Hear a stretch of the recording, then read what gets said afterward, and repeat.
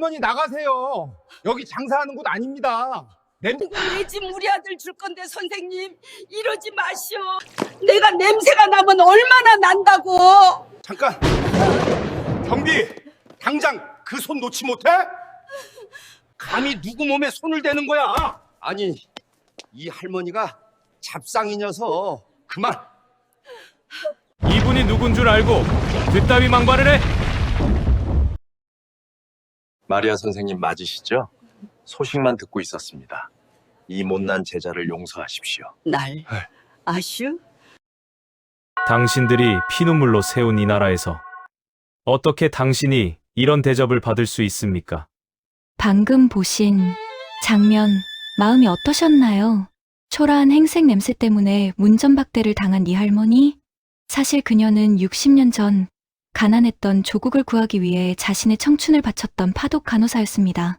오늘은 1963년 박정희 대통령과 함께 서독 탄광에서 뜨거운 눈물을 흘리며 대한민국 경제의 기틀을 다졌던 그 위대한 영웅들의 이야기를 해보려 합니다.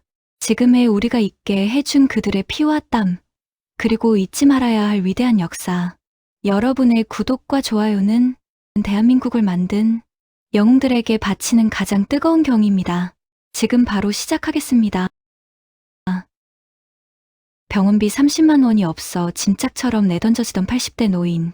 하지만 독일 최고의 의학 권위자는 그녀 앞에 무릎을 꿇고 통곡했습니다. 깨진 액자 속 박정희 대통령과 함께 울고 있는 이 소녀의 정체는 무엇일까요? 지금부터 60년 전 가난했지만 위대했던 대한민국 역사의 페이지를 넘깁니다. 1963년의 겨울, 대한민국은 가난했습니다. 아니, 가난이라는 단어로는 설명이 부족했습니다. 그것은 생존의 문제였습니다. 전쟁이 휩쓸고 간자리에 남은 것은 폐업뿐. 미국이 던져주는 밀가루 배급이 끊기면 온 가족이 굶어야 했던 시절. 1인당 국민소득 87달러. 필리핀, 태국보다도 훨씬 못 살던 세계 최빈국. 그것이 우리 아버지, 어머니가 살았던 조국의 민낯이었습니다. 23살의 처녀, 김영자. 그녀에게도 조국은 희망이 없는 땅이었습니다. 영자야, 약은 됐으니 그 돈으로 쌀이나 팔아오너라. 동생들 배 곪는다. 아버지는 결핵을 앓고 계셨지만 약 한 첩 제대로 쓸 돈이 없었습니다. 어머니는 남의 집 식모살이를 하며 얻어온 누룽지로 죽을 끓였습니다. 영자는 간호학교를 졸업했지만 취직할 병원조차 마땅치 않았습니다. 병원이 있어도 월급이 몇 달씩 밀리기 일쑤였고 그마저도 입에 풀칠하기 바빴으니까요. 하느님, 도대체 우리나라는 언제까지 이렇게 살아야 합니까? 가난이 죄입니까? 열심히 사는 게 죄입니까? 왜 우리는 배고픔 때문에 인간의 존엄마저 포기해야 합니까? 그러던 어느 날 영자의 눈에 벽보 한 장이 들어왔습니다. 읍내 관공서 게시판 앞에 구름처럼 몰려든 사람들. 서독 파견 간호사 모집. 월급 300마르크. 사람들은 웅성거렸습니다. 서독? 그 코쟁이 나라에 가서 뭘 한다고? 병원에서 시체 닦고 똥오줌 받아내는 일이라더라. 아이고, 귀한 집 딸내미들이 갈 곳이 못 되네. 사람들의 비웃음과 걱정이 쏟아졌습니다. 하지만 영자의 눈에는 시체 닦기라는 말은 보이지 않았습니다. 오직 300마르크라는 글자만이 붉게 타오르고 있었습니다. 300마르크면 아버지 약을 사드릴 수 있고 300마르크면 똑똑한 내 동생 명수 중학교도 보낼 수 있고 300마르크면 우리 가족 이 지긋지긋한 판자촌에서 벗어날 수 있다. 영자는 주먹을 꽉 쥐었습니다. 손톱이 살을 파고들어 피가 맺혔습니다. 그녀는 그 길로 집으로 달려가 짐을 쌌습니다. 엄마, 나 소독 갈래. 가서 돈 벌어올게. 미쳤냐? 그 먼 데를 어디라고 가? 가서 죽으면 시체도 못 찾는다더라. 안 된다. 내 눈에 흙이 들어가기 전엔 절대 안 돼! 어머니는 영자의 다리를 붙잡고 통곡했습니다. 하지만 영자는 어머니의 손을 뿌리쳐야만 했습니다. 독한 마음을 먹지 않으면 가난이라는 괴물에게 온 가족이 잡아먹힐 것만 같았기 때문입니다. 그렇게 1966년 영자를 태운 비행기는 김포공항을 떠나 서독 프랑크푸르트로 향했습니다. 가족들과 생이별을 하고 낯선 이국 땅에 떨어진 코리안 엔젤들. 하지만 그녀들을 기다리고 있는 것은 천사 대접이 아니었습니다. 도착한 곳은 마인츠 대학병원. 독일 간호사들은 키가 작고 말이 어눌한 한국 간호사들을 노골적으로 무시했습니다. 헤이, 킴. 305 환자가 토했어. 빨리 가서 치워. 냄새나서 우리는 못 들어가겠으니까. 내가 가서 닦아. 그녀는 고무장갑을 끼고 구토물이 흥건한 바닥을 기어다니며 닦았습니다. 환자들은 동양에서 온 간호사를 신기한 동물 보듯 쳐다봤고 당장 쓸어. 때로는 짓궂게 희롱하기도 했습니다. 하지만 영자는 참았습니다. 뭐해? 화장실에 숨어서 수돗물로 눈물을 씻어내고 다시 웃으며 병실로 들어갔습니다. 그리고 밤이 되면 그녀들은 가장 깊고 어두운 곳으로 향했습니다. 바로 영안실이었습니다. 독일 간호사들이 가장 기피 하는 일, 죽은 자의 몸을 닦고 수의를 입히는 일, 그 일을 한국 간호사들이 도맡아 했습니다. 차가운 시체, 알코올 냄새, 처음에는 무서워서 손이 벌벌 떨렸습니다. 귀신이 나올까봐 찬송가를 부르며 닦았습니다. 하지만 시간이 지나자 무서움보다 더 큰 고통이 찾아왔습니다. 그것은 바로 그리움과 배고픔이었습니다. 영자는 시체 닦던 걸레를 옆에 두고 쭈그리고 앉아 무언가를 오독오독 씹고 있었습니다. 한국에서 가져온 라면이었습니다. 뜨거운 물을 부을 컵도 끓일 냄비도 없어서 그냥 생라면을 부수어 스프를 뿌려 먹고 있었습니다. 당시 인턴이었던 한스가 당직을 서다 그 모습을 발견했습니다. 그는 코를 막으며 영자에게 다가갔습니다. 너 뭐 하는 거야? 여기서 라면이 넘어가니? 그녀의 입가에는 라면 스프가 묻어 있었지만 두 눈에서는 하염없이 눈물이 흐르고 있었습니다. 배가 고파서 옵니다. 오늘 월급을 받았는데. 월급 받았으면 빵을 사 먹어. 소시지를 사 먹으라고. 안 돼요. 10원도 쓸 수 없어요. 집에 보내야 해요. 내 동생 등록금, 우리 아빠 약값 다 보내고 난이 10마르크밖에 안 남았어요. 그래서 엄마가 끓여준 된장찌개가 너무 먹고 싶어서 옵니다. 한스는 그 순간 망치로 머리를 맞은 것 같았습니다. 자신들은 주말이면 맥주를 마시고 춤을 추러 가는데 이 작은 소녀는 청춘을 갈아 넣어 지구 반대편의 가족을 먹여 살리고 있었던 것입니다. 두고 보세요. 우리나라는 꼭 잘 살게 될 거예요. 내가 내 피를 팔아서라도 우리나라는 반드시 일어설 거예요. 그날 밤 한스는 보았습니다. 초라한 간호사복 속에 숨겨진 거인보다 더 거대한 영혼을. 하지만 진짜 기적은 아직 시작되지 않았습니다. 며칠 뒤 병원이 술렁이기 시작했습니다. 한국에 대통령이 온다. 돈을 빌리러 온 대통령과 돈을 벌러 온 소녀들의 만남. 한보른 탄광의 눈물바다가 예고되고 있었습니다. 1964년 12월 10일 서독의 루르 지방 한보른 탄광. 그날의 하늘은 유난히도 낮고 무거웠습니다. 마치 그곳에 모인 한국인들의 마음처럼 잿빛 구름이 잔뜩 내려앉아 금방이라도 눈물을 쏟을 것 같은 날씨였습니다. 평소라면 지하 1000m, 섭씨 40도가 넘는 지열 속에서 석탄을 캐고 있어야 할 광부 300여 명과 독일 전역에서 새벽 기차를 타고 달려온 간호사 50여 명이 강당에 모였습니다. 그들의 얼굴에는 묘한 긴장감과 설렘, 그리고 알 수 없는 서러움이 뒤섞여 있었습니다. 고국의 대통령이 온다는 소식, 가난한 나라의 대통령이 돈을 빌리러 이 먼 타국까지 왔다는 소식, 그것은 단순한 국빈 방문이 아니라 집 떠난 자식들을 찾아오는 아버지의 방문과도 같았습니다. 광부들의 얼굴은 씻어도 씻기지 않는 탄가루가 박혀 검푸른 빛을 띠고 있었고 간호사들의 손은 독한 소독약에 터져 붉게 부어올라 있었습니다. 그들은 낡은 작업복과 유니폼을 입은 채 추위에 떨며 누군가를 기다리고 있었습니다. 잠시 후 멀리서 경찰차의 사이렌 소리가 들려왔습니다. 검은색 세단 행렬이 탄광 입구로 들어섰고 마침내 작은 최고의 사내 박정희 대통령과 유경수 여사가 차에서 내렸습니다. 대통령이 강당으로 들어서는 순간 누가 먼저랄 것도 없이 기립박수가 터져나왔지만 그 박수 소리는 이내 울음소리로 변해갔습니다. 단상에 태극기가 걸려 있었고 밴드가 애국가를 연주하기 시작했습니다. 하지만 아무도 노래를 부를 수 없었습니다. 동해물과 백두산이 첫 소절이 나오자마자 여기저기서 둑이 터진 듯 통곡이 쏟아졌기 때문입니다. 남의 나라 땅, 지하 막장에서 목숨을 걸고 석탄을 캐던 서름, 시체를 닦으며 삼켰던 눈물, 배고픈 가족을 두고 떠나와야 했던 죄책감, 그 모든 감정들이 태극기와 대통령을 보는 순간 폭발해버린 것입니다. 광부들은 굵은 눈물을 뚝뚝 흘리며 고개를 떨구었고 간호사들은 서로를 부둥켜 안고 오열했습니다. 그것은 노래가 아니라 피를 토하는 절규였습니다. 단상의 선 대통령도 마찬가지였습니다.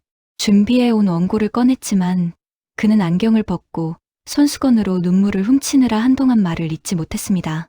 지휘봉을 쥔 그의 손이 덜덜 떨리고 있었습니다. 옆에 선 유경수 여사 역시 손수건으로 입을 틀어막은 채 어깨를 들썩이며 하염없이 눈물을 쏟고 있었습니다. 한 나라의 대통령과 영부인 그리고 국민이 먼 이국 땅 탄광촌 구석에서 서로를 바라보며 짐승처럼 울부짖었던 그날, 그것은 세계 외교사 어디에서도 찾아볼 수 없는 가장 비극적이고도 뜨거운 장면이었습니다. 한참 뒤 겨우 진정한 대통령이 마이크를 잡았습니다. 하지만 원고는 이미 눈물에 젖어 읽을 수 없게 된 지 오래였습니다. 박정희 대통령은 원고를 옆으로 밀어버리고 가슴 속에 맺힌 말을 토해내기 시작했습니다. 그것은 대통령의 연설이라기보다 못난 가장의 뼈저린 참회록이었습니다. 여러분, 만리타국에서 이렇게 상봉하게 되니 감개무량합니다. 가슴이 미어지는 것 같습니다. 내가 못난 조국을 둬서 여러분이 이 낯선 땅에서 피눈물을 흘리고 있습니다. 이게 다 내가 못난 탓입니다. 가난한 내 나라 탓입니다. 대통령은 자신의 가슴을 주먹으로 쳤습니다. 그 둔탁한 소리가 강당의 정막을 깼습니다. 광부들은 각하, 아닙니다. 라고 소리치며 바닥에 주저앉았습니다. 대통령은 붉어진 눈으로 그들을 하나하나 눈에 담으며 역사에 남을 맹세를 했습니다. 하지만 여러분, 비록 우리 생전에는 이룩하지 못하더라도 우리 후손들에게만큼은 결코 이렇게 못 사는 나라를 물려주지 맙시다. 열심히 합시다. 나도 죽도록 일하겠습니다. 후손들에게는 가난을 물려주지 말자. 그 한마디가 영자의 심장에 비수처럼 꽂혔습니다. 그것은 단순한 정치적 구호가 아니었습니다. 자신의 살을 깎고 뼈를 갈아서라도 다음 세대에게는 밥 먹는 나라를 만들어주겠다는 처절한 피의 맹세였습니다. 연설이 끝나고 대통령은 단상 아래로 내려왔습니다. 그리고 300명이 넘는 광부와 간호사들의 손을 일일이 잡기 시작했습니다. 석탄 가루가 묻어 거칠어진 광부의 손, 약품에 부르터 갈라진 간호사의 손, 대통령의 손이 검게 더러워졌지만 그는 아랑곳하지 않았습니다. 오히려 그 거친 손을 자신의 볼에 비비며 자식의 손을 잡은 아버지처럼 놓지 못했습니다. 미안하다. 내 딸들아, 정말 미안하다. 각하, 저희는 괜찮습니다. 뼈가 부서져도 좋습니다. 그러니 제발 우리 엄마 배 좀 안 골게 해주세요. 우리나라만 잘 살게 해주세요. 그날 한보른 탄광의 눈물은 라인강으로 흘러들지 않았습니다. 그 눈물은 증발하여 구름이 되었고 대한민국으로 날아와 기적의 비가 되었습니다. 그 자리에 있던 독일 대통령 류브케마저 눈시울을 붉히며 손수건을 꺼냈던 그날의 통곡, 그것이 바로 한강의 기적의 시작이었습니다. 하지만 눈물의 상봉이 끝난 뒤 현실은 냉혹했습니다. 박정희 대통령이 독일에 온 진짜 목적은 돈이었습니다. 경제 개발을 하려면 공장을 짓고 고속도로를 깔아야 하는데 한국 국고는 텅 비어 있었습니다. 미국마저 차관을 거절한 상황에서 마지막 희망은 서독뿐이었습니다. 하지만 독일 은행들의 반응은 싸늘했습니다. 전쟁에 폐허, 자원도 기술도 없는 나라, 무엇보다 갚을 능력이 증명되지 않은 나라에 거액을 빌려줄 바보는 없었습니다. 협상은 결렬 직전이었습니다. 호텔방에서 줄담배만 피우며 고뇌하던 대통령. 그때 기적 같은 일이 벌어졌습니다. 독일 노동청 관리가 한국 대표단을 찾아와 믿을 수 없는 제안을 한 것입니다. 당신네 대통령의 눈물도 감동적이지만 은행은 눈물을 믿지 않소. 하지만 우리는 당신네 국민들을 믿소. 여기 와 있는 5,000명의 간호사와 광부들, 그들의 성실함은 우리가 보증하오. 독일 정부가 제안한 것은 이른바 인간담보였습니다. 파독 광부와 간호사들이 앞으로 받을 3년치 월급 전체를 독일 은행에 담보로 잡히는 조건. 만약 한국 정부가 돈을 갚지 못하면 이들의 월급을 강제로 압류하겠다는 가혹한 조건이었습니다. 하지만 영자를 비롯한 근로자 대표들은 망설이지 않았습니다. 제 월급을 가져가세요. 제 청춘을 저당 잡으세요. 대신 그 돈으로 내 조국에 고속도로를 놔주세요. 그렇게 1억 5천만 마르크, 지금 가치로 수천억 원에 달하는 차관이 승인되었습니다. 그것은 영자의 월급 봉투였고 광부들이 지하 막장에서 마신 석탄 가루값이었습니다. 누군가의 결혼 자금이 될 돈이, 누군가의 집 장만 비용이 될 돈이 고스란히 경부 고속도로의 아스팔트가 되었고 포항제철의 용광로 불씨가 되었습니다. 말이야, 그때 자네들이 담보로 잡힌 건 월급이 아니었어. 자네들의 인생이었어. 나는 의사로서 수많은 수술을 집도했지만 나라 전체를 수술해서 살려낸 건 바로 자네 같은 사람들이야. 영자는 씁쓸하게 웃으며 창밖을 바라보았습니다. 저 화려한 서울의 야경, 그 불빛 하나하나가 자신의 청춘을 태워 만든 빛이라는 것을 사람들은 기억하고 있을까요? 하지만 병원장이 조심스럽게 꺼낸 말은 영자의 가슴을 다시 한번 무너뜨렸습니다. 그런데 어르신, 아드님이 대기업 임원이라면서요. 왜 어머니 카드가 정지될 때까지 연락이 없으셨던 겁니까? 성공한 대한민국. 하지만 그 화려함 뒤에 숨겨진 또 다른 비극. 영자가 자신의 인생을 갈아 넣어 키워낸 자식 세대. 과연 그들은 어머니의 피땀을 어떻게 기억하고 있을까요? 이제 이야기는 2024년의 서글픈 현실로 넘어갑니다. 다시 2024년 서울 S대학병원 VIP실. 창밖으로는 한강의 기적이 만든 화려한 야경이 보석처럼 빛나고 있었지만 병실 안의 공기는 차갑게 얼어붙어 있었습니다. 병원장의 질문에 영자는 고개를 푹 숙였습니다. 아들이 대기업 임원인데 왜 어머니의 카드는 정지되었는가? 왜 어머니는 병원비 30만 원이 없어 짐짝처럼 내던져져야 했는가? 영자는 떨리는 입술을 떼어 끝까지 아들을 변호하려 애썼습니다. 그게 우리 아들이 요즘 많이 바빠서 깜빡했나 봅니다. 애가 심성은 착한데 손주들 유학 보내느라 경황이 없어서 자신은 병원비 30만 원이 없어 문전박대를 당하면서도 손주들의 수천만 원짜리 유학비 걱정을 먼저 하는 사람. 그것이 바로 대한민국 어머니들의 슬픈 자화상이었습니다. 하지만 그 모성애를 비웃기라도 하듯 영자의 낡은 폴더폰이 요란하게 울렸습니다. 액정에는 아들이라는 두 글자가 떴습니다. 그래? 민수냐? 애미다. 내가 지금 병원에. 엄마, 지금 어디야?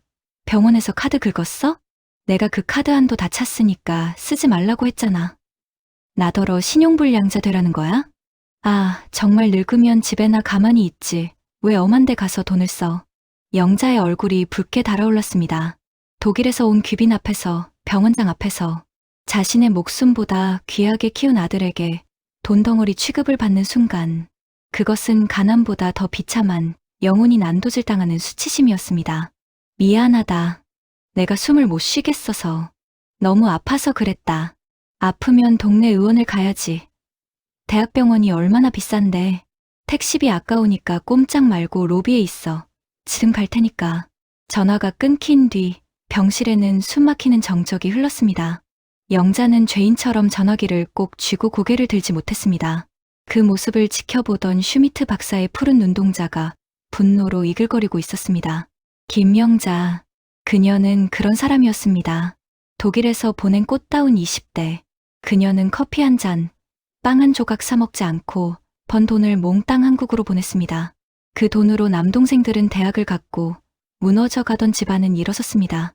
귀국해서도 그녀의 희생은 끝나지 않았습니다.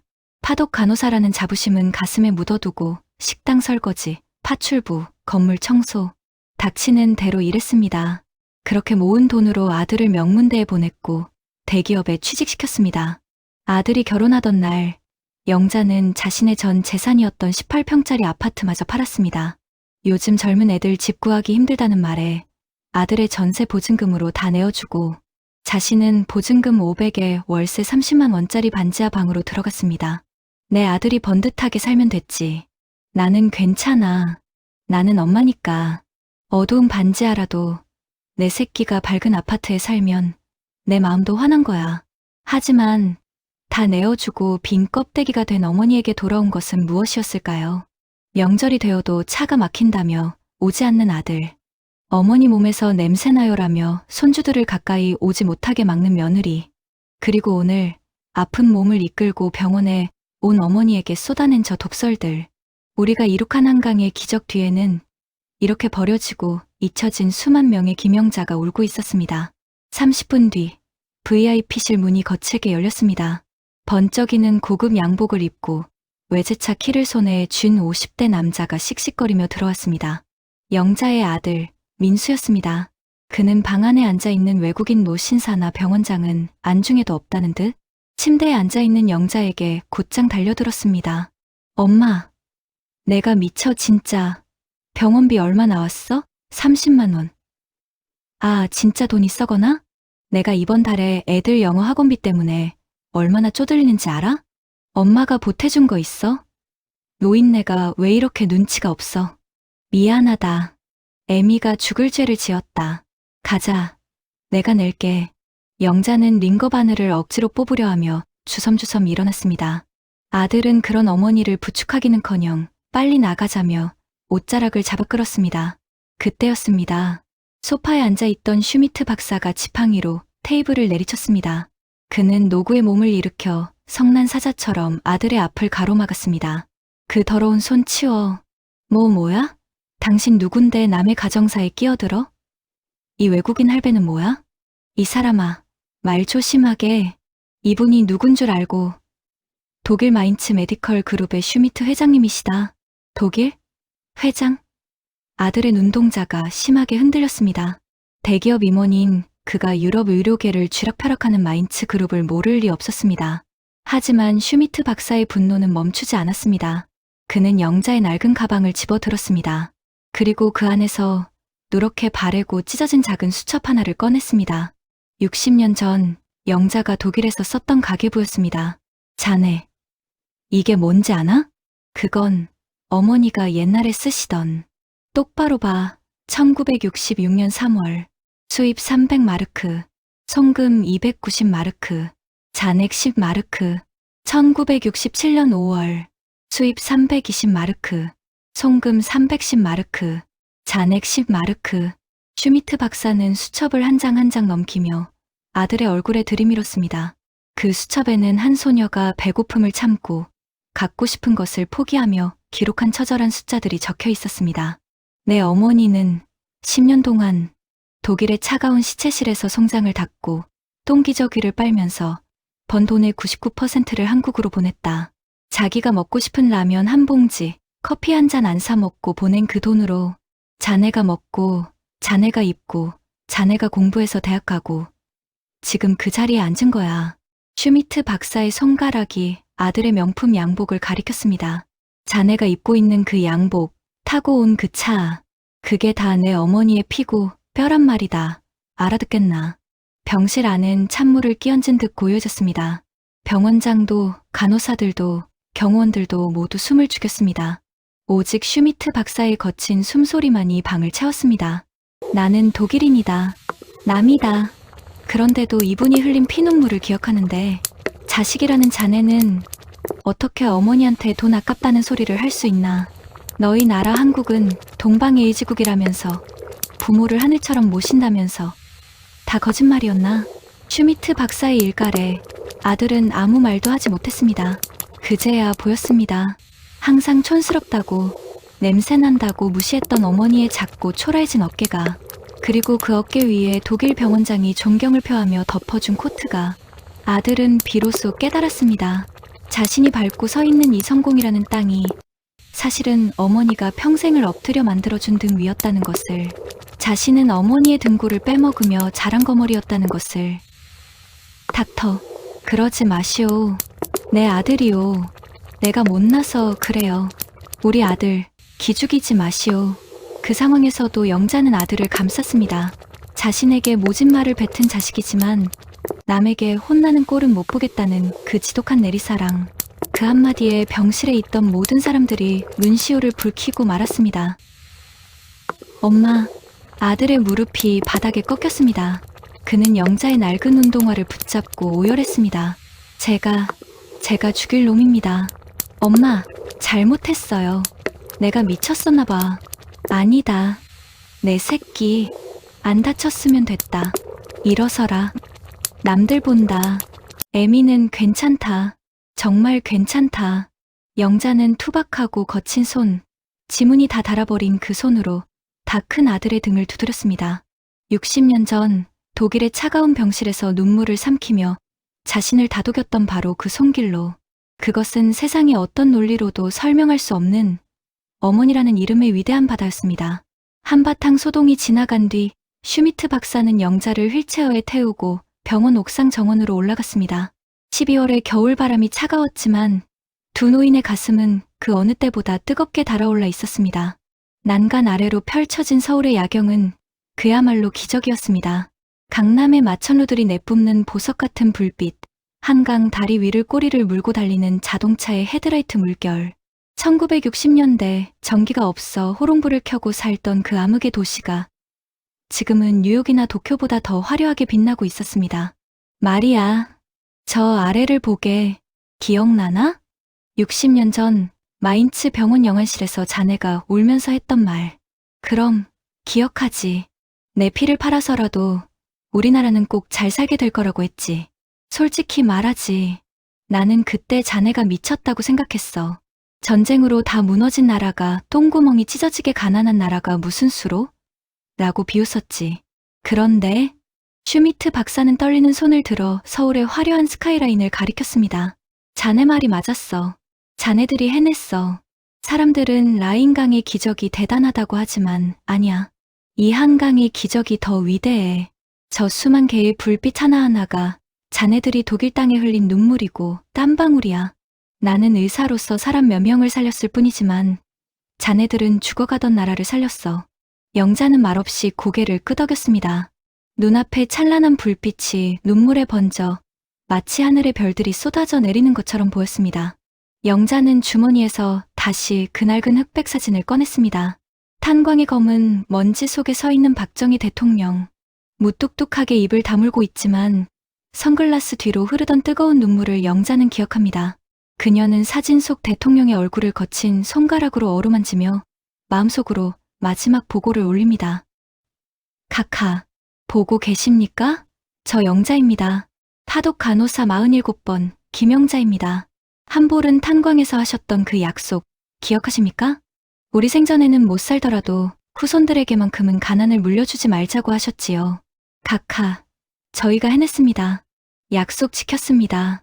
우리 아이들은 이제 배를 골치 않습니다. 우리 아이들은 이제 세계 어디를 가도 꿀리지 않습니다. 바람이 불어와 영자의 흰 머리카락을 날렸습니다. 마치 그분이 하늘에서 내려와 수고했다. 임자, 정말 고생 많았어. 라고 굽은 어깨를 쓰다듬어 주시는 것만 같았습니다. 카카, 저는 이제 여한이 없습니다. 다시 태어나도 저는 대한의 딸로 태어나겠습니다. 다시 그 험한 독일 땅으로, 시체 닦는 그곳으로 가라 해도 내 조국, 내 가족을 위해서라면 저는 100번이고 1000번이고 다시 가겠습니다. 다음 날 아침, 영자가 퇴원하는 길, 병원 로비의 풍경은 어제와는 180도 달라져 있었습니다. 어제 그녀를 짐짝 취급했던 원무과 직원은 고개를 들지 못했고, 소문을 들은 젊은 의사들과 간호사들은 로비 양옆으로 도열의 영웅을 배웅하고 있었습니다. 마리아, 언제든 독일에 오게. 내 병원은 언제나 자네 집이야. 그리고 살아있어 줘서 고맙네. 고맙네, 한스. 하지만 내 집은 여기야. 내가 지켰고 내가 사랑한 내 나라, 대한민국이야. 그리고 그 옆에는 완전히 달라진 아들 민수가 서 있었습니다. 아들은 어머니의 낡은 보따리를 직접 어깨에 메고 어머니의 팔을 꼭 붙잡고 부축했습니다. 어제만 해도 창피해하던 그 얼굴에는 이제 어머니를 향한 깊은 존경심이 서려 있었습니다. 가시죠, 어머니. 제가 모실게요. 맛있는 거 드시러 가요. 어머니 좋아하시는 된장찌개, 서울에서 제일 잘하는 집으로 모실게요. 비싼 건 무슨, 그냥 내가 끓여주는 라면이면 된다. 모자가 병원 문을 나서는 순간 로비에 서 있던 누군가가 박수를 치기 시작했습니다. 그러자 짝, 짝, 짝. 박수 소리는 삽시간에 로비 전체로 퍼져나가 우레와 같은 함성이 되었습니다. 그것은 60년 만에 받는, 하지만 너무나 마땅히 받았어야 할 영웅을 향한 환호였습니다. 존경하는 구독자 여러분, 오늘 보신 김영자 할머니의 이야기 어떠셨습니까? 어쩌면 이것은 먼 옛날 이야기가 아니라 지금 이 영상을 보고 계신 여러분의 이야기일지도 모릅니다. 가난이 죄가 아니었음에도 죄인처럼 살아야 했던 시절, 가족을 위해, 나라를 위해 독일의 지하 막장에서 석탄을 캐고 중동의 뜨거운 사막에서 모래바람을 마시고 월남의 정글을 누비고 구로공단의 쪽방에서 밤새 미싱을 돌리셨던 바로 당신의 피와 땀이 오늘의 위대한 대한민국을 만들었습니다. 요즘 세상이 각박하고 힘들다고 하지만 여러분은 절대로 기죽지 마십시오. 나이 먹고 짐만 된다고 스스로를 탓하지 마십시오. 여러분은 짐이 아니라 이 나라를 떠받치고 있는 거대한 기둥입니다. 여러분이 계셨기에 우리가 밥을 먹고 공부를 하고 꿈을 꿀 수 있었습니다. 오늘 밤 잠들기 전 거울 속에 비친 주름진 얼굴을 보며 이렇게 말씀해 주세요. 고생했다. 정말 잘 살았다. 나는 자랑스러운 대한민국을 만든 주역이다. 저희 감동 코리아 한라인은 잊혀가는 여러분의 땀방울을 영원히 기억하겠습니다. 오늘 이야기에 가슴이 뜨거워지셨다면 주변의 소중한 친구분들에게 이 영상을 공유해 주세요. 그리고 구독과 좋아요로 저희와 함께 해주십시오. 여러분의 건강과 행복을 기원합니다. 지금까지 대한민국을 사랑하는 감동 코리아 한라인이었습니다. 감사합니다.